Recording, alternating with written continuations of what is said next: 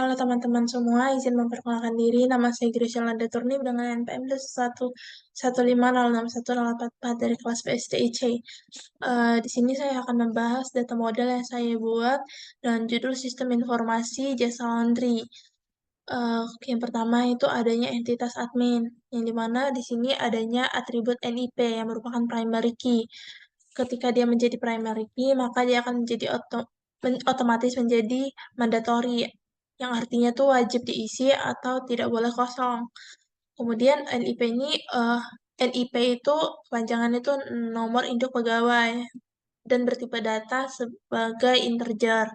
Kemudian adanya atribut username yang bertipe data variabel karakter sedangkan panjang 10 karakter yang merupakan mandatory. Kemudian adanya atribut password yang bertipe data variabel karakter sedangkan panjang 100 yang merupakan mandatory. Kemudian adanya entitas pelanggan yang dimana adanya atribut ID pelanggan yang merupakan primary key dan bertipe data integer.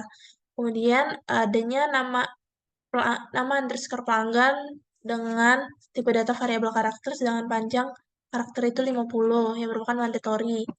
Kemudian adanya telepon pelanggan yang bertipe data integer yang merupakan mandatory.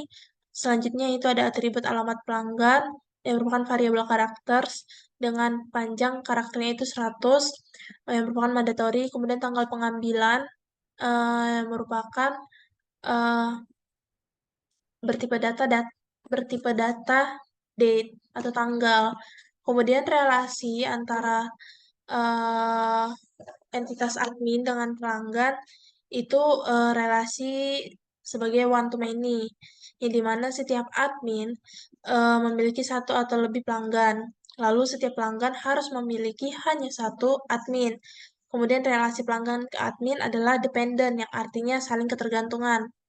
Kemudian di sini adanya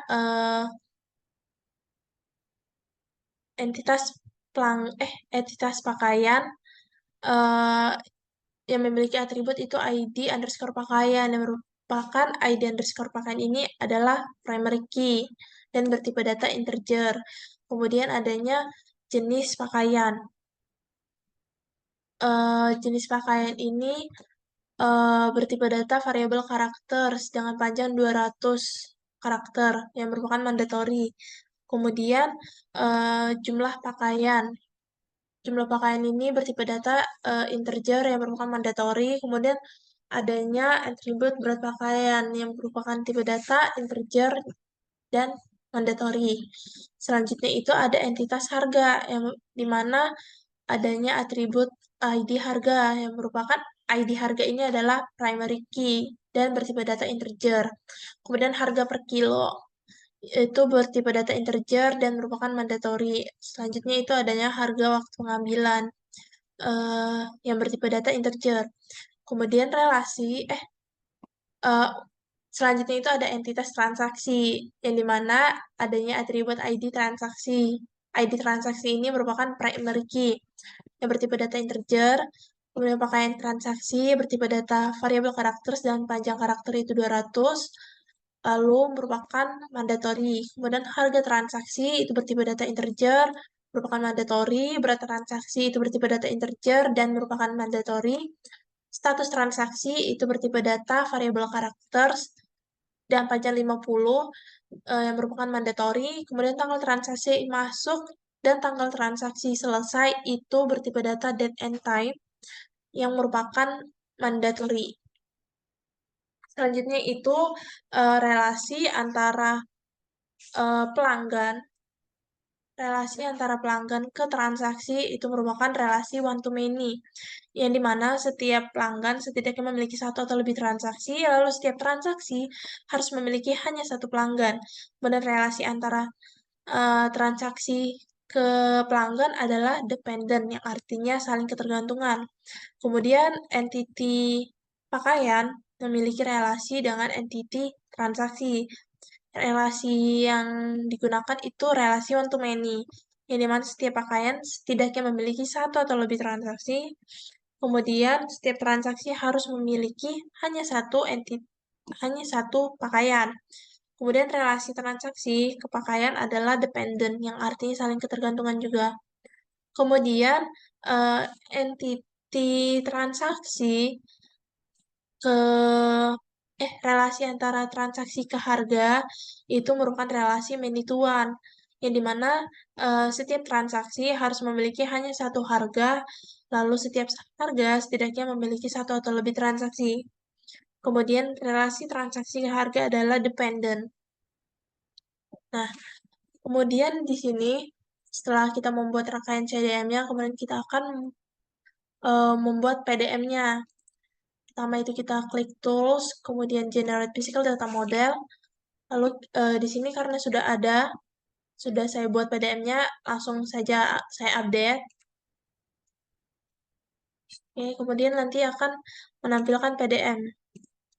Ini PDM-nya, yang dimana di admin ini tertulis NIP yang bertipe data integer ini sebagai primary key. Kemudian pada entitas pelanggan itu terdapatnya foreign key, terdapatnya NIP yang merupakan foreign key dari yang didapat dari entitas admin. Kemudian di entitas transaksi ini uh, adanya tuh ID underscore harga yang merupakan foreign key 2 yang didapat dari entitas harga karena mereka saling terhubung. Selanjutnya itu juga ada uh, foreign key 3 yang merupakan itu NIP karena transaksi juga merupakan saling terhubung dengan admin dan pelanggan. Karena di pelanggan juga ada foreign key NIP. Selanjutnya itu adanya ID underscore pelanggan yang merupakan foreign key 3 yang ada di entitas pelanggan. Selanjutnya itu ada ID transaksi, itu uh, primary key-nya entitas transaksi, kemudian ID underscore pakaian, itu foreign key 1 yang merupakan uh, primary key-nya dari entitas pakaian. Oke, setelah itu kita akan mengenerate database.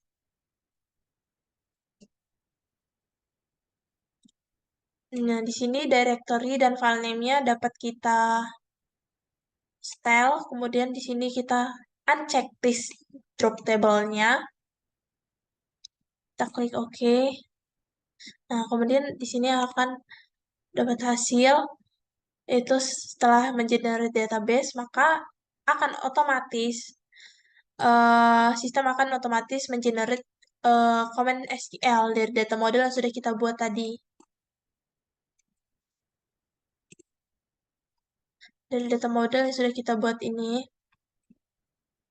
nantinya command ini bisa kita masukkan uh, ke database SQL, kemudian menjadi database yang siap digunakan sesuai dengan yang kita modelkan.